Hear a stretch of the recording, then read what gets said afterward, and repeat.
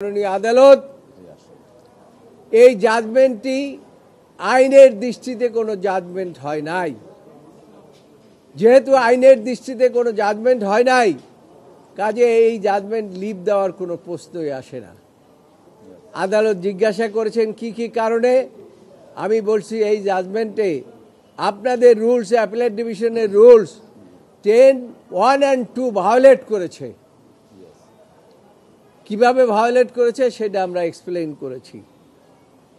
কারণ প্রথম জাজমেন্ট দেওয়ার পরে আর এটা চেঞ্জ করতে হলে পরে রিভিউ করতে হয় অথবা পার্টিকে অবহিত করতে হয়, এই ক্ষেত্রে কিছুই করা হয় নাই। তারপরে সেকেন্ড কথা বলেছি যে এই জাজমেন্টের পরেই অ্যামেন্ডমেন্ট হয়ে গেছে সংবিধান, সেটাও বেআইনি। প্রাথমিক জাজমেন্টের পরে সংবিধান অ্যামেন্ডমেন্ট হয়ে গেছে, এটাও বেআইনি।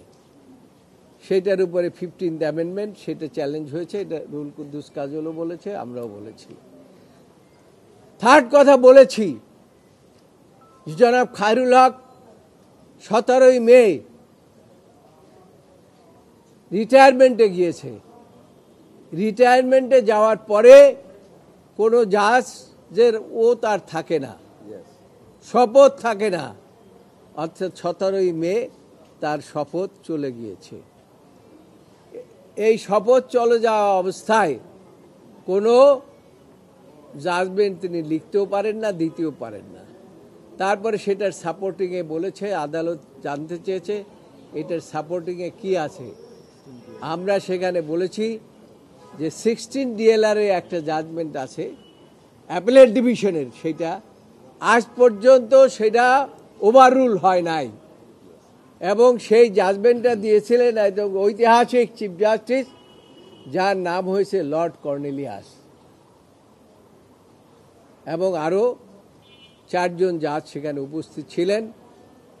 এখানে কনক্লুশনটা ছিল এ জাজ after his retirement he cannot write and sign the judgement. If he write and sign the judgment in the eye of law, there is no judgment. There is no judgment. That is not the judgment.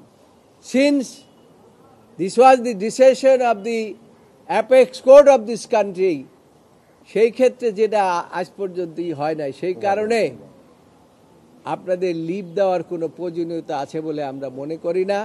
আমরা মনে করি এই জাজমেন্টটা যেহেতু কোনো জাজমেন্টেই না, সেই জন্য এটাকে আউটরাইট ডিসপোজ আপ করে আপনারা